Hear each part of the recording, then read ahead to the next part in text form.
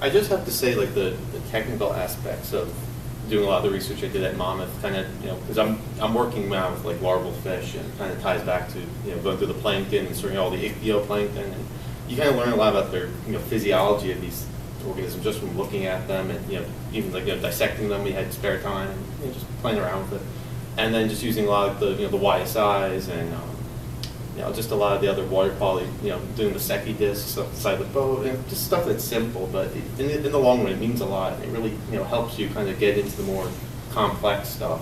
And it kind of also made me realize, like, how, going back, like, to thinking about, like, the dimension between humans and the environment, and seeing how, like, you know, being on Barnegat Bay, I mean, we'd be, you know, have the boat, and we'd see people, you know, out there fishing, or, you know, just doing stuff that, you know, just living their lives, and you kind of see that, you know, this bay is partially due to, you know, people just not taking care of it the way they should. So that's why I kind of want. I also minored sustainability here, so that's something I kind of wanted to tie into my graduate work. So that's when I saw ocean acidification. Like, that's something that's, you know, looking at climate change and how humans are affecting the planet, and taking a look at it now. And now that I'm doing hypoxia, I'm also kind of tying in that. The anthropogenic dimension of what humans are doing to global ecosystems. So you have a minor in sustainability? I minored in geography and sustainability. And who else here has a minor? And what is your? Mine on psychology. And you were GIS one? Excellent. And Chris, you spoke a little bit before about how the research will help you. Yeah, certainly. It got me, through the coursework and then the research, it got me into the regs, into the statutes, and it really got me speaking, you know, at a very early stage, but it got me at least introduced to the language. And when you can speak the language of, you know, other policy analysts or, you know, attorneys, that means a lot, whether it's in an interview or at a networking event or whatever. So That's a good point. Regulations are a language unto themselves. Demar? Yeah, UCI got me the little experience that I had before, which was none. So working with Uncle Jim, I got to go out, learn how to use a GPS, play with some cool toys. I got to go on a small boat, which was nothing like going out to sea, which I found out quick. But then that connection of Jim has led me to where I am now. And now I always see Jim, and I try and invite him back to NOAA. So he's at we have an annual open house that we do. So Jim, for the last 2 years now, right? Last 2 years he's brought his ROV and put it in our 30,000-gallon aquarium that we no longer use for anything important.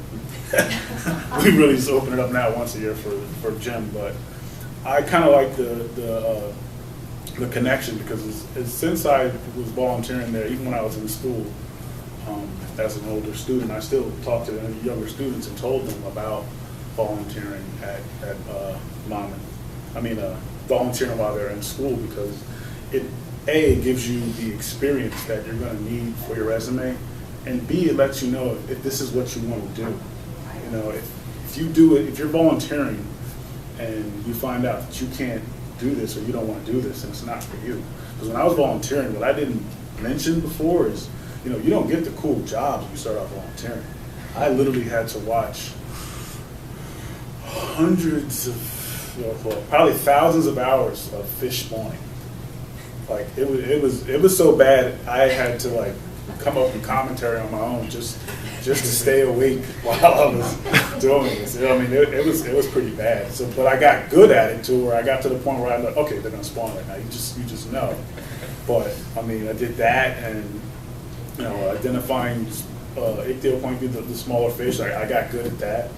But you know, you have to, these are things that you will do, and then you'll be like, you know, I actually like this. I didn't like the fish spawning.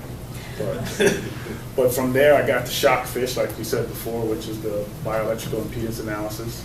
I did that project, and all these things, I always did different things, and it was always like, oh, I love doing this. And so, you know, I've always had a passion for it. So like I said, I'm a little older than them. I just turned 40 this year. But when I grew up, I watched Jacques Cousteau. That's how I got into marine biology. I always watched Jacques Cousteau, and I was fascinated by that. I was like, that'd be so cool to go do that. And now, And you're I'm doing kind of doing it, yeah. You're doing it. Yeah, I love it. And Adam, how do you think this will help you in your either your career choices going forward or your school? It definitely gave me a lot of experience with working with a client. Like it's not like Carl isn't really like my client. Like there's no like exchange between like money. So he's not like an actual client, but it's like that's how like the situation goes. So it gives me a lot of like information like about how like to interact with the client. Like this is what he wants and this is what I want, and then there's like a middle ground. Deadlines. Yeah. So like when we were working, especially on the pamphlet, there was like middle ground. So he had his information that he wanted in. So then I organized it the way that I thought it should look, and then I put like pictures I thought would look better, and like the treatments and everything that was in it. So it just gave me a lot of experience about like working with someone, like from the other side. Like you're working for someone usually. Like at school, you don't really experience it too much. So like because it's usually just a professor telling you, oh, that looks better than this or whatever. It's like there's no reason behind it or functionality behind it. It's just aesthetically pleasing. But like when you work with a client, there's a functionality aspect as well as an aesthetic aspect, which is different than when you work with a professor in a classroom. Tatiana? I feel like this project specifically is going to help me a lot, towards my goals eventually. I mean, I just came back kind of from like an interview with Dr. Chambers from NOAA, and what really caught his eye was this project specifically. Excellent. And I mean, everything went well. We're gonna keep talking. As of now, I'm not sure what's gonna happen in the future. Let's cross our fingers. But because of this project and because of previous experiences, I also went to the tropical island ecology class in the Bahamas, and he was also interested in that. And I did some research with Dr. Housen on removing otoliths from winter flounder. From larvae and juveniles, and that also caught his eye. So it's really comes down to experience and research, and because of UCI, I was able to get that research and that experience, because of Dr. Housen, because of Dr. Thompson, and because of Dr. Danishkar and Dr. Teachman's project. I was able to, not just for NOAA, but for anybody else that I would be able to apply for, hopefully. These are experiences that you need on your resume. I mean, they're a lot of fun, don't get me wrong. Like, I had the best, 2 weeks of my life with Kayla when we were in the Bahamas. We did so many cool things. I got to put, sharks back in the water. I got to do jump over mangroves and stuff like that. So these are things that are giving me experience and giving me things to talk about, things that I actually know about. It's one thing reading about it in an article or reading about it, hearing about it from a professor, but it's a completely different thing to actually have hands-on experience with it. Now I know what eDNA is, and now I know what it takes, and how many little steps you have to take and how much effort it takes. It takes a lot of time to do these projects, and so it just gives me a different perspective about how really tedious and how much effort goes behind a single project. Something as this, like pioneering on this project, it takes a lot.